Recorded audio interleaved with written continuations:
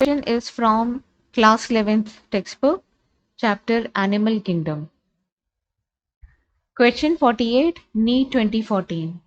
Planaria possess high capacity of. The answer is the regeneration. You cut it from anywhere, the tail, the head, or the center abdomen region. It can regenerate the whole body. So a planaria, if it is cut in three pieces, all three pieces will produce new three planarias. So this is the capacity of planaria for regeneration. And this is the reason why it is a model organism to study stem cell biology.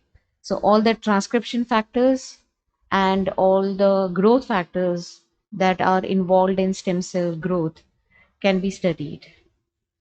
The answer for this question is option 2. Thank you for watching this video.